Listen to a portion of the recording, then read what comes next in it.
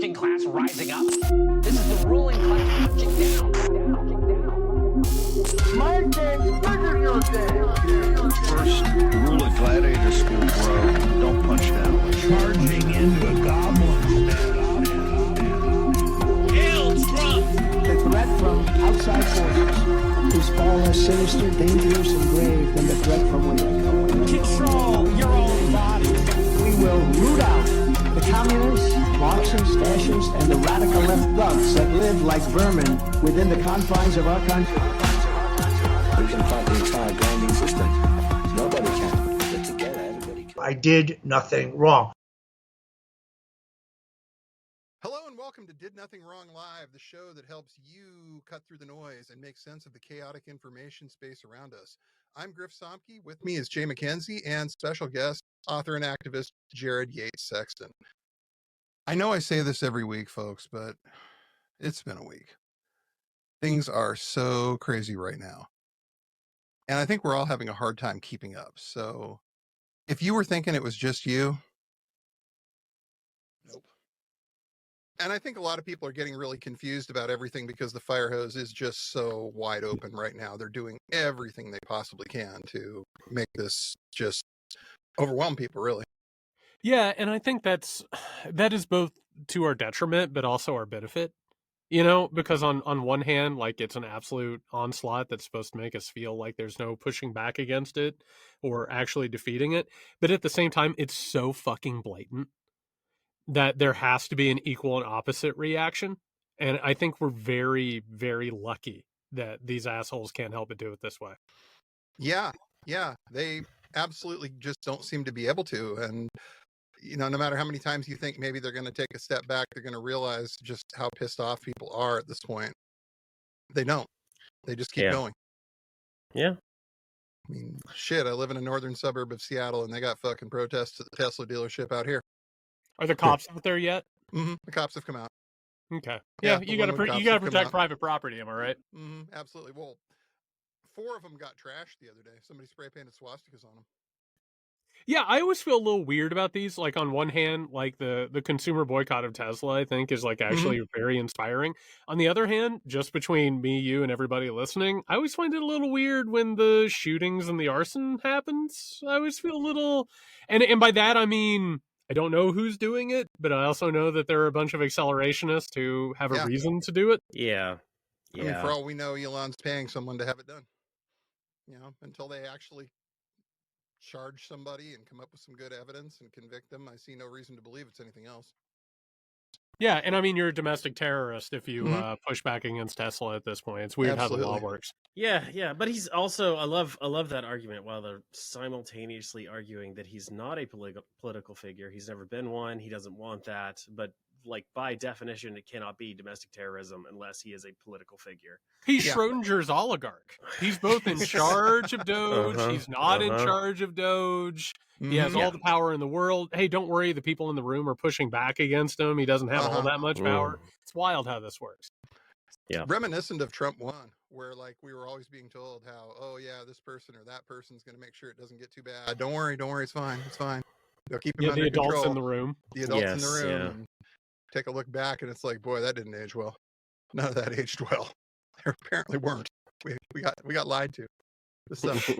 Yeah, you hate it when the adults aren't adults. You know, when you have it's actually funny thinking about it. It follows the exact same trajectory of like what it is to grow up, which is the moment when you suddenly realize that your parents don't actually have their shit together. Yeah. You know, and meanwhile we have like an entire like generation and political and media class that still hasn't come to realize that daddy and mommy don't have their shit together. Nope. Daddy and mommy are out partying. And that's how it's going to be. They haven't come home. They're not coming home. You better figure this out. But no. Eventually the adults in the room will show up, really. We promise. Yeah, don't worry. The white hats are on it. You know, I'm still waiting on the Robert Mueller report. I assume at some point it'll be released unredacted. James Comey is on this shit. We're ready. Absolutely. Oh, staring at it his cornfield or whatever the hell it was. You know, all these people have cashed in on their book tours and they're all off in like fucking Aruba or someplace. You know, they're done. They made I love to think that they still think another book is coming. You know, like where James Comey will release one more book. and And that'll do meanwhile, it. nobody's answering the calls. It's like, well, and I love being those people that think that like it's going to take one more book, one more news article, one more like expose on these people, and that's it. Everybody's going to all of a sudden wake up and realize, oh yeah, Trump's horrible. Let's get him out, and it'll happen. It's I like, miss those days. I fuck miss me. I mean, thinking that. yeah, Mhm. yeah. Back when you Yeah. know we were just wee children at this kind of stuff, and The realized that, feeling of Paul Manafort getting indicted and thinking, "Oh my God, something is happening. This is something. This is good." I have Like, to do a mea culpa here. I was the guy who did the "he just tweeted it out" tweet. And like I literally, the moment that happened, I was just like, oh man, this is done. And I gotta tell you, Yeah. there's a lot more gray in my beard than there was in 2016. fuck. Because you have to grow up. uh-huh. You Yeah. have to grow up and recognize what's actually happening here. Yeah. And what's happening is like we are very much on our own at this point. There just isn't anyone that's going to be able to do anything to stop this besides us. And Yeah. I don't know what that's going to take at this point. What Well- form that looks like. Well, thanks for But inviting me, guys. I definitely. appreciate this conversation. This felt great. No, I mean, but that's the truth. I mean, like Yeah. when you suddenly realize it's like, you know, I don't know if your listeners or if you guys have ever had this feeling, but there are moments where you're at a bar or a party or some sort of a place where a situation arises, right? And it starts getting very tense, and it actually starts getting very dangerous, and you're looking left, you're looking right, and you're like, who's going to take care of this? And you suddenly realize that like unconsciously you just volunteered yourself. Mhm. You know, and that's what this is. And there is a measure, I think it's overwhelming, but at the same time there is a clarity of that agency, which Yeah. is, oh yeah, okay, we are going to have to do something about this, and it is going to be hard, but that feels a lot better than, again, waiting on the Robert Mueller report to be released. Yeah, because I mean that Yeah. was so seductive. The idea that like somehow there would be a report that everybody would take action on, and that all we really had to do was sit back and wait for it. And I think a lot of people, you know, including myself, thought to some extent that was how it was going to go. But then you realize that no, they got out ahead of that. They had Matt Taibbi release a hit piece, and then they had Bill Barr Yeah. fucking send out a 4-page memo saying none of this is true. And next thing you know, we're fucked. Yeah, That's because what I- Mueller would have said. Have Yeah. either of you guys seen 0 Day, the Netflix limited series? I don't think I Mm. have. No. Okay, haven't. so real fast, I totally recommend it. It's the most entertaining slop that you could ever imagine. It's like walking into a liberal fever dream that is like 10 years too late. You know what I mean? And they're like at the end of the series, not to spoil it, the investigator, the former president, he blows it wide open by delivering his report. Right? Like he's crossed all the T's and the I's. Don't worry about the fact that he trampled on people's constitutional rights and also like black-sided a Tucker Carlson type figure, right? But they still are so desperate. Like, I don't know if you pay attention to it, but it's like you look on social media, it's a bunch of rule sticklers. It's like, no, actually the Taft-Hartley Act says that you can't do this. Or oh, thank God for this district county judge. And it's like, Yeah. no, like these things are make believe. They're not real. Mhm. One Yeah. Hatch Act violation after another. I can't believe he keeps doing that. It's like, yeah, I can't believe it. You know, just shocked that he keeps doing this and somehow keeps getting away with it. It's amazing. It's almost like these rules don't actually really exist unless people kind of everybody decides to follow them to an extent. And when one side doesn't, you're kind of fucked. Just kind of fucked. Yeah, I read the Thomas Zimmer piece today where he was talking about the Foreign Affairs article that came out in January, essentially talking about how bad it is going to get and how I think the term they used was competitive authoritarianism, and that's where we're headed, which is true. And he talked about in the piece, and he wasn't trying to bash the authors, but just saying like they were right about where we're going, and the Hungary style model is what we're approaching, but they didn't think it would happen this fast because almost no one thought it would happen this fast.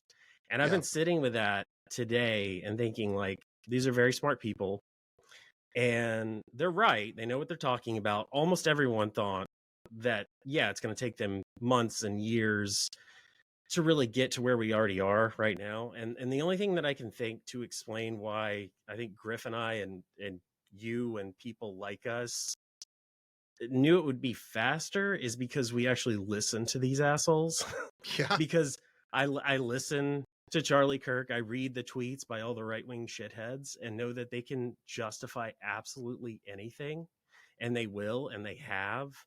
And so it doesn't matter how bad it is. There is a point where this stops working, where things get bad enough that something will give, something will change. But I don't think that's a given that it happens next week or 5 years from now.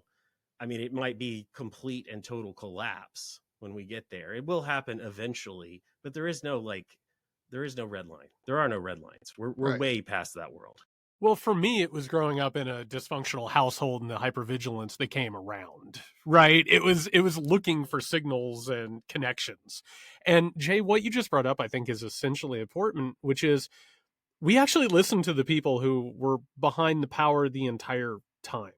And for years, it was hysterical to say, hey, here's Alexander Dugin out here on the periphery. And I think there's a real possibility that Vladimir Putin is going to destroy the American order and possibly invade Ukraine, right? To try and bring about some sort of an authoritarian thing. And then it was like, oh, hey, by the way, not only is Hungary doing this, but they're having Viktor Orban over in order to tutor them to do this.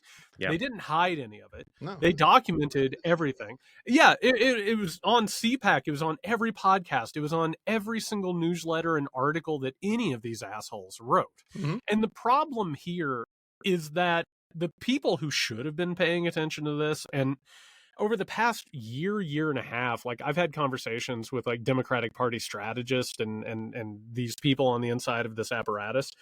And they're just like, can you tell me about this Curtis Yarvin guy? And it's like, do you know how much money you make that you should have had this on your radar? Like this guy had all of the funding in the world. Peter Thiel has not been at all bashful about what he wanted to create. And now we're in 2025, and suddenly we're talking. What was the euphemism? Freedom cities, Yeah. right? Like yes. these little corporate towns that basically would supersede the nation state.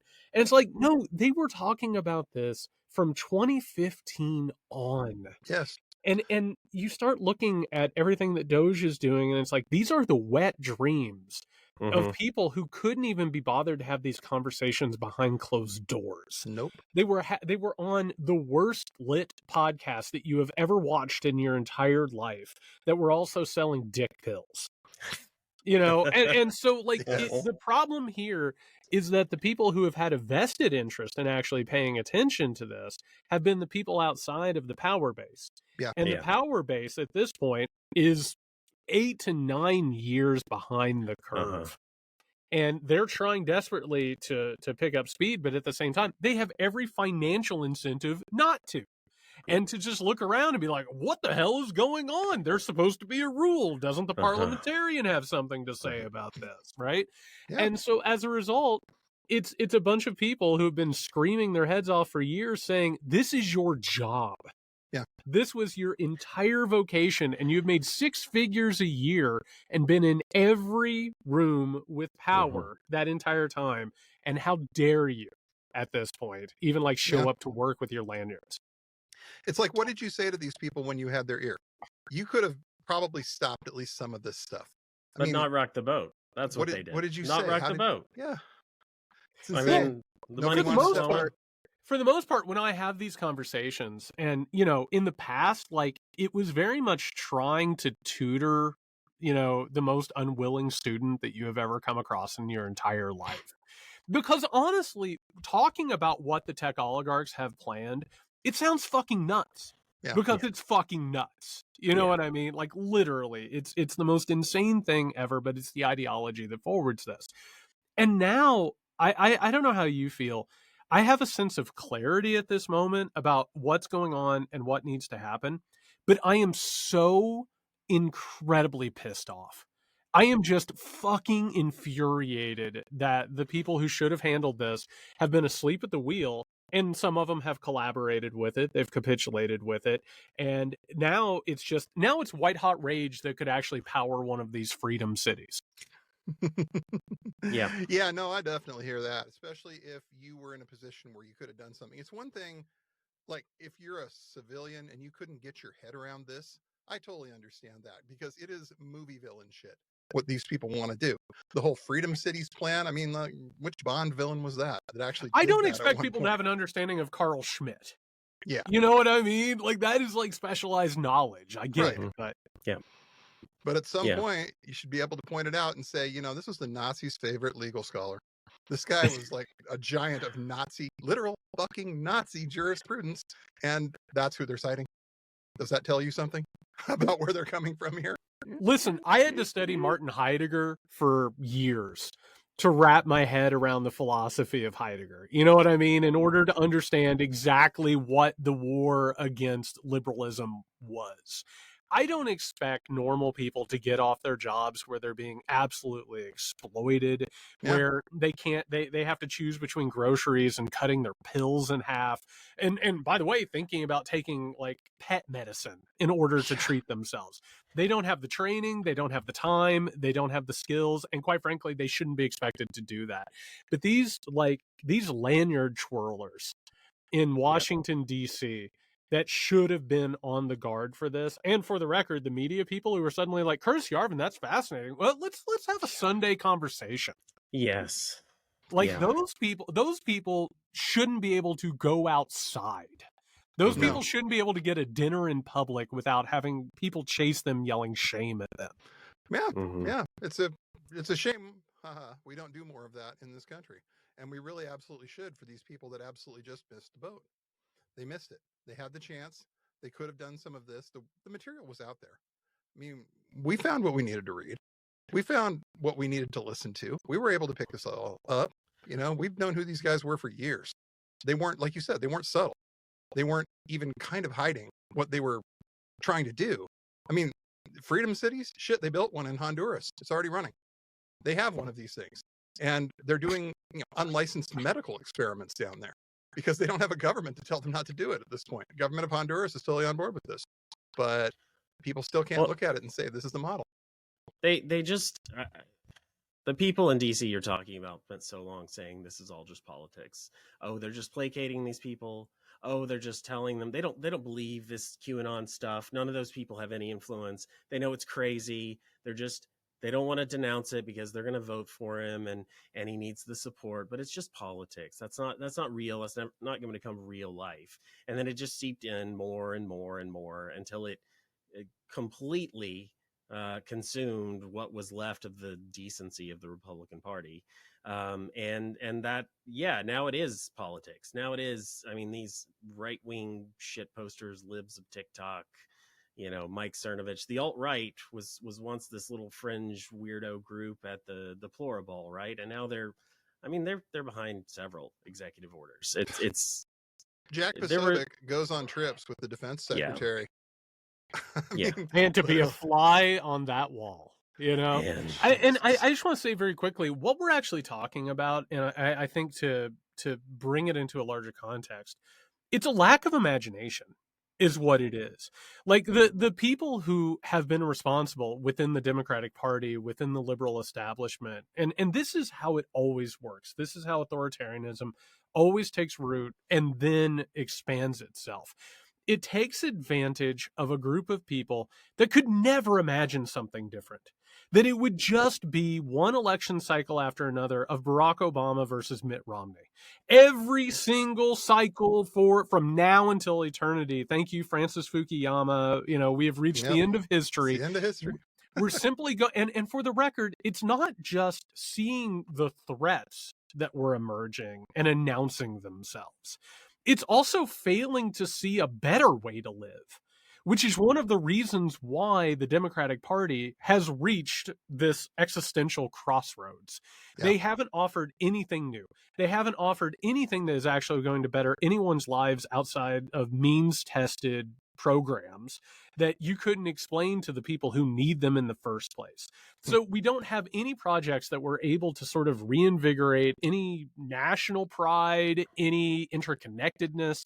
And as a result, they became not just conservative, but they became extremely conservative, where the only thing that the Democratic Party can offer is, yeah, Pac-Man's over here absolutely eating every pellet on the board. We promise we will stop him before he gets to the last one and we go to the next level. And that is the nature of the Democratic Party. They have nothing to offer at this point outside of, well, we might be able to keep a couple of civil liberties. Thanks. See you at the polls. I think this continuing resolution that just passed is really just the best example of how bankrupt this shit just is, because this was not a hard call. This was absolutely not a tough decision for them to make. And yet somehow we get to see a little bit behind the curtain with Chuck Schumer, explaining how this is going to go down. And then it goes down. They have just enough votes to stop it. Just enough. Weird how that always happens. Just enough votes. They just found the right amount. Weird. It's always just that many. And then, okay, we're done. We're out. I got a book tour next week, guys. We can't have a protracted fight over this. Oh, wait, no, I don't have a book tour. I'm canceling my book tour, because he understands, at least this much, that people are really angry right now. And then maybe a book tour isn't the best idea when people are this pissed off at you. Going out in public and giving them a chance to offer feedback on your most recent performance. That might not. And then he's like a Republican not holding a town hall. It's the exact same thing. It's sad. And of course they go to the threats, and well, I'm sure there are always threats. And yes, no one wants anything to happen to Chuck Schumer other than resign and go away. They just needed an ounce of courage, and they're so afraid of getting blamed for it, of upsetting the donors, of appearing like they're the extreme party. They're still worried that they're going to get labeled extremist and everyone is going to shy away. And I think the strategy, as much as there is one, is just to let it all burn down, look like the normal, sane, rational party that can get all the money. But how do they not remember that they had plenty of money last time and the message just sucked? They had enough money. The message was awful. They had over $1 billion. $1 billion American dollars. So real fast, just a couple of quick points, because you absolutely nailed it. First things first, the main priority of the Democratic Party right now is trying to keep their billionaire and corporate donors who are either uninterested in donating to them right now because they don't get results, or they've already moved over to Donald Trump. That is their main focus. They don't care about the base, even though, I don't know if y'all saw it, the NBC News poll that said that the Democratic Party has a 27% approval rating. Measles has a 27% approval rating. But when you actually take a look at all of this, the incredible thing, I don't know if y'all saw this New York Times interview with Chuck Schumer. The most Chuck Schumer thing of all time, which is capitulating with the Republican Party and then going and doing an interview with the New York Times. And I am a collector of grotesqueries. And this interview was beautiful because he gave a snapshot of a man who, by the way, his political understanding has never moved past 1997. That is where he still exists. He still believes the Republican Party is going to wake up from their fever dream and work along with them, even though those Republicans have been absolutely hunted down like Neanderthal at this point.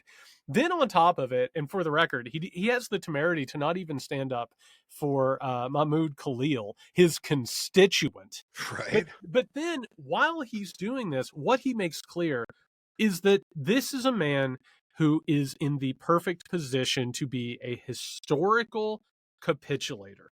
He is the exact type of leader that has nothing to offer beyond what is the responsibility of the Democratic Party right now. It is to be the custodian of the status quo. The Democratic Party has recognized their role, which is when they're in power, there's not enough money to do anything. Oh my God, we would love to help you all, but man, the money's just not there. Then when the Republican Party crashes the economy, the Democrats sweep in, bail out, make all of the corporate shareholders whole, and then there's no money. Right. We don't have anything to do. And so and I don't know if you all feel like Schumer is going to go.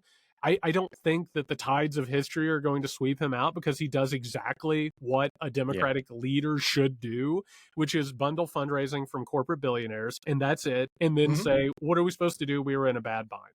And that's it. No negotiation, no deals whatsoever with the Republican Party. He got nothing for what happened, because that's what the party does. It makes sure that bill gets passed, and then they say, we wish we could have done better, and that's it. Yeah. And I want to roll back to something you said about programs and means testing. That's kind of funny you brought that up, because that's their excuse for not spending the money when they come in.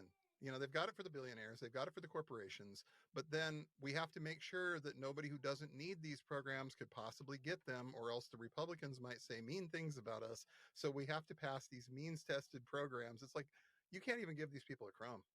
You have nothing to offer at this point.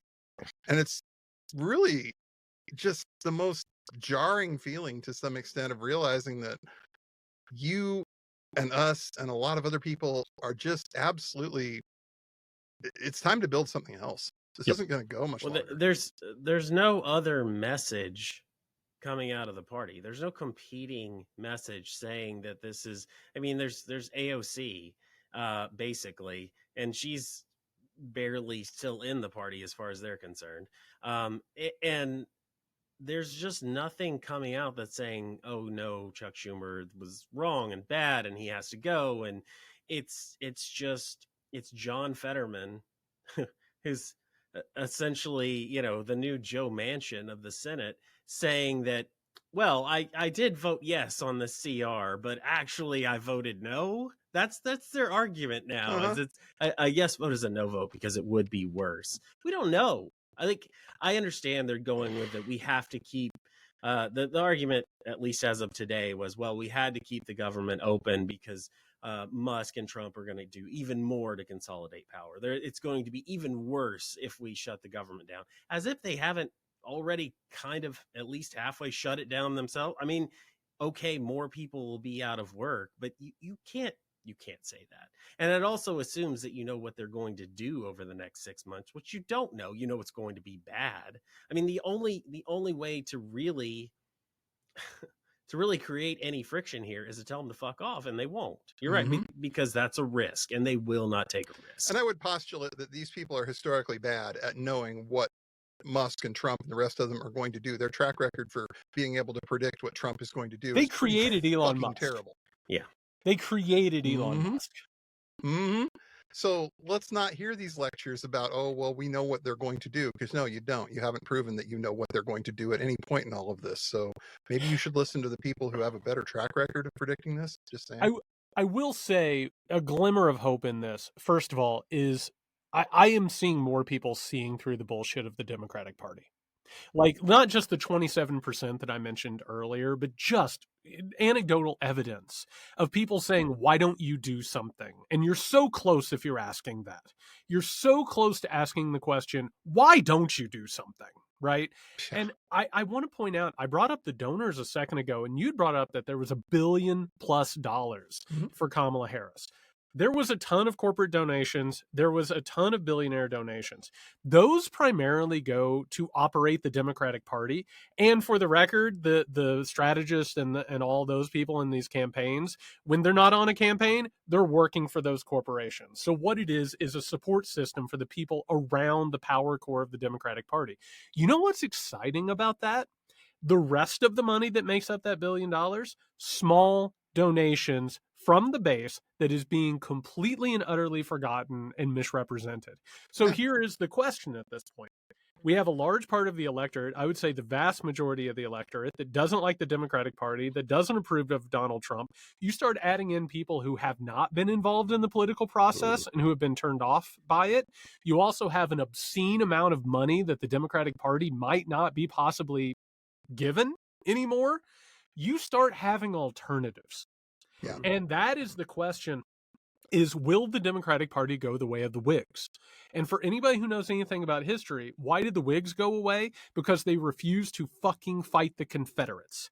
They refused to fight the slaveholders. And you know what they did? They went out and they found a new fucking party that was willing to stand up in the halls of Congress. So there is a question at this point, which is, there is a point where something new could be birthed.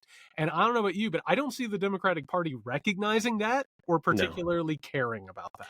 Well, you know what? I listened to your podcast as well because it's fantastic, and I know I've heard you argue this and talk about this, and I have sat with it a little bit and thought, 6 months ago, 5 years ago, any point in my life that I can remember, that would seem impossible.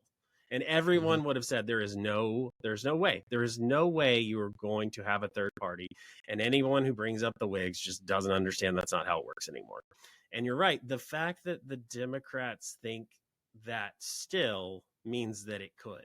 If they thought there was any real possibility that something could change, they might actually do something, but they don't. And that's where we come in. That's where we have a voice. That's where we get a say. And I think you're right. I agree that I don't think the Democrats are going to do anything. And I think it is going to be up to us to, not just vote them out, but find a better way, a different way, something else. Right. And I don't know what that looks like. But man, I'm hopeful. I am hopeful. I think to some extent it looks like AOC. I think it looks like younger generation of politicians that is not prepared to sit still for this bullshit. They came up in a different way. They're not beholden to some of the same special interests that, a Chuck Schumer is. And they understand that what the people kind of want to see is something different. They want to see a fight. They want to see pushback. And they're not going to get that with this existing generation of politicians. AOC did something real interesting after the election. She did an Instagram live where she asked people who voted for her and Trump on the same ticket, why? What was the logic behind this? What were you thinking? And so many of these people's answer was, I wanted change. I wanted change. I wanted authenticity. I wanted change. People who really felt like they were about change, and both you are. And it's kind of like the Democrats are not hearing this. They have not heard this for generations, that people want something different here. They want to see pushback. This goes back as far as I can remember, that anybody who has pushed back on this, even, in the middle of a very unpopular Gulf War, the people that stood up and said, hey, this is bullshit, got marginalized. They had to be just for it enough that they wouldn't be afraid of being tarred and feathered as unpatriotic, but those people got marginalized and pushed to the sides because they were afraid of what the Republicans would do to them in the general election if those people got in. So I find myself really thinking that, how much longer are these people going to get away with not hearing what their constituents want before it all falls apart on them? Well, and I want to say, when we talk about Donald Trump and MAGA, is it a white supremacist cult? Absolutely it is. Is it an authoritarian cult? Absolutely it is. Is there nativism? Is there patriarchal misogyny? Absolutely. But you don't form a movement like MAGA without there being a need for something like MAGA, right? Personally, you know what I hate? I hate the taste of mango. I really, really hate the taste of mango. But if I had just crawled through the desert without a drink of water, and someone was offering me a fistful of sand, and someone was offering me a mango flavored water, I might take the mango flavored water, know? Yes. And so what actually happened with the MAGA movement, it's a faux populist movement. At the core of the offer that he made, there was a truth. And this is the ugliness of right-wing authoritarianism. There's always a truth at the core of it. It's, built out on lies. But the truth is this. They said, you've been screwed. And they were right. We have been screwed. They said, you were betrayed. We have been betrayed. We were actually betrayed by neoliberal globalism, which, by the way, was created by the same wealth class that has powered MAGA. And they said, you've been betrayed by black people, you've been betrayed by immigrants, by women, by gay and trans people, right? They always change who's responsible for it. But at the core, there are tens of millions of Americans who have been written off that literally just want something different. Yeah. And they aren't being offered that by the Democratic Party. The Democratic Party has played good cop in all of this, which is, oh, the institutions are actually good and America is actually great. And hey, I know you feel like the economy's bad, but look at these numbers that we absolutely cook to the gills. Yeah. Right? People Yeah. have been looking for an alternative. And when authoritarianism, right-wing authoritarianism takes over, it's because people are looking for a change and there are not alternatives. Mostly because the left has been completely deplatformed and destroyed. And that has been a cycle we've seen take over. And when you actually look at the numbers, people say we're a divided country. Yes, we are culturally. On the issues, we are not divided. The vast consensus in this country is behind left-wing programs and social safety nets and left-wing funding. And that has not been spoke to outside of this faux populist movement that's been created by the wealth class and MAGA. Yeah. Yeah. And it's not really in any of their interest at this point to have that conversation. They don't want to do that. They would rather keep people, pointed at each other, getting mad at those people over there. Those are the trans people. They're the reason why you can't get a job. It's not Trump took egg. It's trans people took egg. Yeah, it's just ridiculous how freaking it's not the stupid this is. people explicitly funding this that are you're voting. I understand. I mean, it's such a weird conundrum. So I live in Tennessee, and just being around these people and understanding, why a lot of them voted for Trump, and knowing that he's going to make your life worse, and wanting to tell them, like, he's going to make your life worse. And a lot of them, they know it, but they just are tired of Democrats telling them, just wait a little longer. It'll get a little bit better. If you just hold on, it'll get a little bit better, and then a little bit better. And they don't want to hear that, and they're angry, and Trump is at least a wrecking ball. Do you know why people commit crimes? There are some people who really enjoy committing crimes. You know what I mean? Like they get a thrill from it. The majority of people who commit crimes because they're desperate, because they don't have a lot of different choices. They don't think about the consequences of those things. They know that there's a desperation or a need there, and they're willing to do whatever it is to possibly change their circumstances. And at that point, does liberal democracy work right now? No, it does not. I have these interviews all the time, guys, where people are like, can you believe the lack of trust in our institutions? And I'm like, are you fucking kidding me? They're like, oh, Donald Trump has done such a number on our trust in the judicial system. And it's like, would you be asking me about this if I was a black man? Like we understand. Like they think it's Trump's tweets alone. Things Trump tweets have brought this upon us. Yeah, that's the one thing. Yeah, if we just moved him out of the way, everything would be totally fine. And I just want to bring up one point really quickly. Right now, Elon Musk, the richest man in the world, has carried out an oligarchical coup of our government. Don't you find it strange that we didn't talk about this during the election of 2024? After he bought J.D. Vance, the VP slot, after he bought control over the MAGA movement, why is it that we didn't have a conversation about that? It's the lowest hanging fruit on the tree. The richest man in the world has bought a presidential candidate, and yet the Democratic nominee never brought it up. And why is that? It's because Elon Musk became the richest man in the world because the Democratic Party fed him as much money and support as he could possibly take, as well as all of the other oligarchs during the Obama administration, because they thought they were whiz kids and were on their side. So in order to actually deal with this problem, you would have to have a party that would call balls and strikes, that would say these people got their money through the wrong means. They shouldn't have this power. They shouldn't have this wealth. It requires people. And for a Democrat to do that at this point, it takes political courage, because you would have to actually critique your party and the history of the party. The same way, Griff, you brought up the Iraq War. You have to have people who say, hey, guess what? That was a bipartisan war.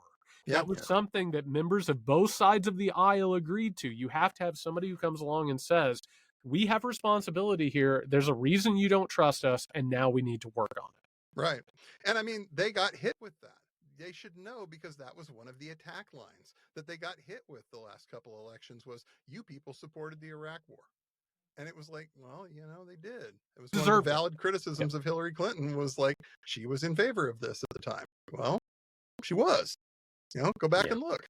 So at some point, you got to cop to that. You got to say, hey, we've made some real serious policy mistakes and some real serious, issues that we've backed that we shouldn't have backed, we're better now. Here, we're proving it. We're actually coming up with behavioral patterns that don't look like that anymore. So until that happens, I think we're going to see the same thing over and over. We really Well, are. I mean, it would have taken real courage, and Biden wasn't around to do it. But if Harris had been willing to say, talked more about Afghanistan, like they did leave. Yeah, it was a shit show. It was always going to be a shit show.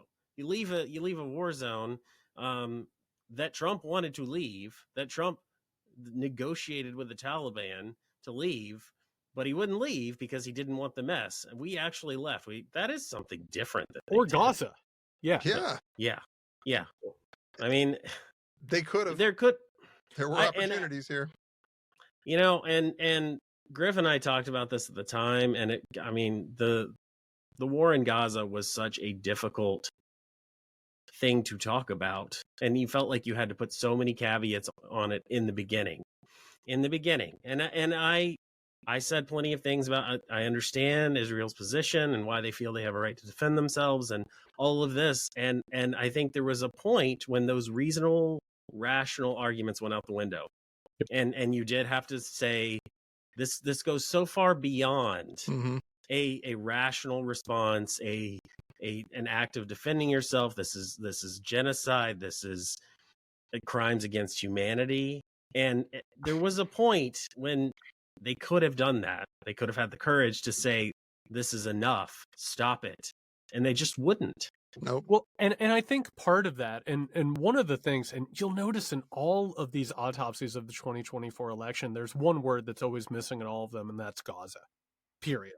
Yeah. And there was no ability whatsoever for that campaign to talk about it. And meanwhile, what happened with the college protesters? I'm a former university professor. Watching students get beaten and get zip-tied and having law enforcement partner with right-wing mobs to beat the shit out of them. And then meanwhile going on social media as liberals and people with like Harris, Biden in their bios cheering on those people being brutalized. And for the record, anybody now who's like, where's all the protest? You let them get the shit knocked out of them. You let those people get brutalized.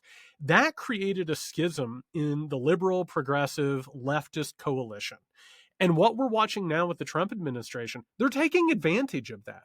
There's a reason why Mahmoud Khalil was the first person disappeared, because they knew that people like Chuck Schumer and other liberals were not going to stand up for a Palestinian protester.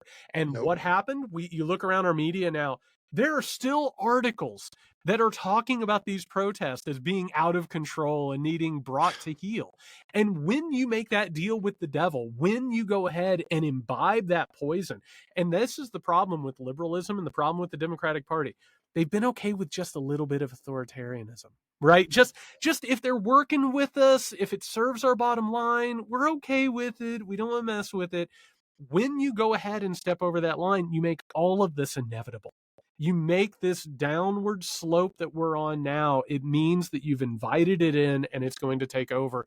And quite frankly, going back to what Griff said, if this party is going to survive, and if this party is in any way, shape, or form going to represent an actual resistance to rising authoritarianism, they have to own that. They have to have at least a public acknowledgement of the fact that they played a role in any of this and that they took the wrong route. That's a level of self-awareness they have historically not shown. Yes. That's all. That's what you want to see, is them coming out and saying something like that, but that would take a different party, I think, at this point. I wanted to say, and you brought up Mahmoud Khalil, and we saw the messages, the statements coming out from the Democrats after that, and they were so weak. They were about as watered down and weak. They had a paragraph of, exposition before they got to well, maybe this is bad. And I was talking to Griff before we got on here, and I said, 5 years ago, I would have looked him up, and I would have said, okay, who is this guy? What did he say? Like, how bad is he? Just to have, who am I defending? What am I defending here? Yep. And now I have not even looked, and I do not care. And that should be the stance of everyone that opposes the Trump regime is it doesn't fucking matter. He is a Hamas supporter, just as you and I could be called Hamas supporters tomorrow. That means whatever the hell they want it to mean. Yeah. And if they can do it to him and they can get away with it, we're next. Mm-hmm. Well, and what does it look like? It looks like every cop killing in this country of a black man, which is the moment that they get killed, they go on, they say, well, he's no angel. Look at this crime he committed. Look at how this happened. Meanwhile, there has been this core of privilege, particularly among white centrist liberals, that are just like, oh, some bad things happen. I really wish things could get fixed, right? With this situation with Khalil, I'm with you. It was instantaneous. I don't give a shit if he was running up and down the street saying Hamas, Hamas. I don't care, because what is this? It is authoritarian overreach and encroachment. Yeah. And Chuck Schumer, for the record, should have to resign for not standing up for a constituent. And the whole thing with it is that there's a circle.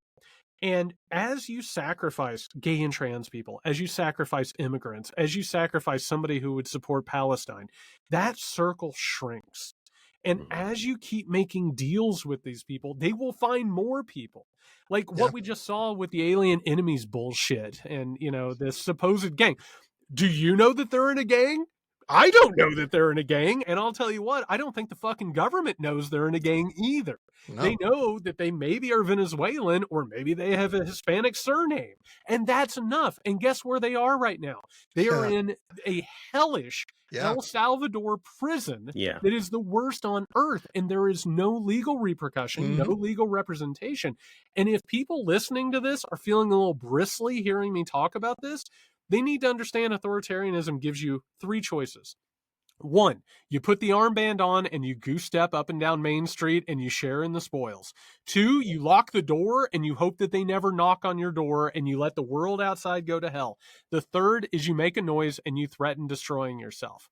It's a time of sorting. And if you are going to lock the door and hope that everything turns out okay as other doors are being broken down, you deserve what you get at this point. You have capitulated. You have played a role in this. I'm sorry. It's an existential moment of crisis. Yeah. I mean, we've covered El Salvador. We've covered Nayib Bukele, and we've talked about what he's doing down there. This is the guy who used to go around calling himself the world's coolest dictator. This is the guy who American MAGA types have said, we need an American Bukele. And, this guy posts a smiley face and a whoops after the judge rules against them and says, hey, those planes have to turn around. He's just a complete smartass about it. And Griff, can I just say, it's bad enough that we're dealing with these motherfuckers. Do they have to be so obnoxious? You know what I mean? Part of their shtick. Yeah. It's what they do. Oh, they're awful. Yeah, it's exactly what I would have expected out of any of them. Him popping off like that was exactly what you expect out of a Jack Posobiec or a Vish Burra or any number of these other motherfuckers that are out there. But now you got Marco Rubio retweeting it. And you could go back and look at like his long history of work in Central South America and the lobbying contracts and all the consultants and all the people. That's the reason these doors got open. It's part of the reason he got this job. I mean, we can talk about all of that, but it's I mean, we when we talked about El Salvador, Bukele was, I don't know, he was such a joke. And it was such he was this weird crypto guy. And what is this even about? And then 2 years later, he's got these prisons. And how did he get these prisons? Well, he made deals. He made deals with the heads of the gangs. And he essentially gave them safe passage and locked up everyone below the heads and the guys who are running these gangs. And DOJ indicted members of his government for it, and guess who had a problem with that? Guess who thinks they overreached, and that was weaponized government. Well, that's the government we have now. So the number of deals we don't know about, I mean, the amount of money being passed back and forth, God only knows. But at the end of it, you're right. There's these just annoying motherfuckers who send out these tweets like they're kids, like they're just little kids, and they stole your candy. And I just want to say very quickly on the note, because I think the El Salvador thing is a very, very important point of reference in all of this. I get a lot of questions from people, and they say, how far are these people willing to go? And my answer to them is, look what they've done to other people. We've already talked about the war on terror. Look what they did to people around the world with black site rendition sites, with extra torture, whatever you want to call it. It boomerangs back around. They've already shown what they think about human beings. And anyone who supported that war and still is able to sleep at night without making amends for it, they need to understand that they unleashed a monster. Because those types of actions always come back around to the originating country. Why? Because they learned that they could do that to people around the world and get away with it. And eventually it encroaches back on the population that unleashed it. So if people want to know how bad this can get, go back and look at the war on terror and look at what they did to people, because that was their training ground for this. And everything that we're talking about is the logical evolution of what we've already seen them do to people. And it's sadly ironic that it turned out to be El Salvador, because if you go back and you look at the history of El Salvador in the 1980s, gee, there was a dirty war down there. And who are we supporting? And look at how it's come back around now. It's like, man, the sins that were committed under the Reagan administration are coming back on us now with this Bukele guy. There's a reason why the population was prepared to put up with this. But what happens when the people who were behind that are still in charge? This is the reason why you don't elect Joe Biden as your nominee. This is the reason why Chuck Schumer should not be the leader of a Democratic Party. The same people who created this shitstorm are the ones who are now being trusted to fix it. And that is the largest problem in this country, is that all of these missteps, all of this blowback is always going to happen as long as the people who created the problem in the first place are being trusted to fix it. Yeah. Well, it just makes me think of the article I read yesterday talking about Eric Prince, the old head of Blackwater, who calls himself now, MAGA since forever, and he's lobbying the government for all of this stuff, all these things that they're doing. He wants to privatize it. He wants to take over it. And if you remember, if you're listening and that name Blackwater rings a bell, well, yeah, there was a series of war crimes that were committed by members of Blackwater in Iraq. And yes, those individual people suffered some consequences, but did the people in charge? Nope. They're still in DC. They changed the name. That's about it. The branding sucked. Blackwater had a real bad reputation, so they changed it to Triple Canopy. And now it's Triple Canopy guys that are keeping Democratic Congress people out of buildings in Washington that Elon Musk's got his people in. Yeah. It's like you told them what they could get away with. You're totally right about that, Jared. Eric Prince is one of those guys. I don't know if you've ever had this, but it's like you'll be hanging out at a bar and you catch a glimpse at somebody and you're like, I do not need to turn my back on that guy. And, Eric Prince, as long as he doesn't have an official post in the government, I'm like, what the fuck is that guy up to? Yeah. And for the record, what he's up to is he is literally trying to create a Wagner Group type mercenary force for the United States government that would operate extra legally. And by the way, because we love the corruption and the grift absolutely in all this, we're not just talking about a mercenary force. We're talking about a huge new carceral state that would probably be over $1 trillion worth of profit. And for the record, what we did to the people who we put in our historically large carceral state, we're in capitalism, baby. It's got to grow. We got to find new people to put in those prisons. There's money to be made. And if you actually take a look at everything that's on the horizon, I don't mean to scare people, but what we're dealing with right now, it's like the difference between your first iPod and what's in your pocket right now. It grows upon each other. It scaffolds. There are many layers to this thing.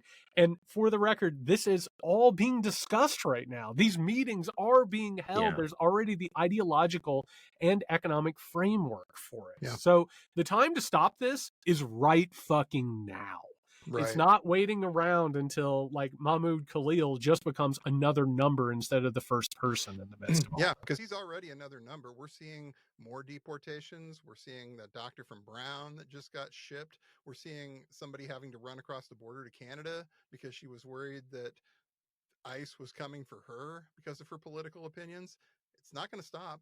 And the way this works, those all of those stories were headlines, front page, New York Times, and they should be. That not saying in any way that they shouldn't be. They're bad. It's notable. We have to talk about it. But what's going to happen? They're going to increase the numbers and the pace, and it's going to move from the top of the page to the bottom to the back of the paper to articles aren't even written about it. Yeah, And that's where it's going. it's not even news and, anymore. And for some, it's a knock on the door. It's a hood over your head. You're in a van. You're in El Salvador. That is, quite frankly, for a lot of these people. And for the record, what they are doing with AI right now, they have created an AI in the State Department for these students and for the people on visas and green cards. That type of AI is going to be used on all of our social media at some point. They have created a surveillance state. We all talked about Hungary. What we're dealing with right now is Hungary plus Russia plus China. It's the whole thing. It's a synthesis of them. And my point is, you can get the black bag in the middle of the night, and that could come for you. But the other type of institutional administrative capture, it's universities that are realizing that their federal funding could be yanked and their jobs could be taken away. And you have a bunch of administrators who don't care all that much about due process anyway. In your workplace, you have a lot of people who are going to go ahead and say, we can't risk having the DOJ or the FBI investigating us because we have diversity protocols, right? So what happens is it's just this up and down nature of this thing. So for some people saying the black bag's not coming for me, that's fine. Best of luck to you. But it's coming for your life in every possible way that you can imagine otherwise. This thing does not stop at any certain level. It goes up and down. Yeah.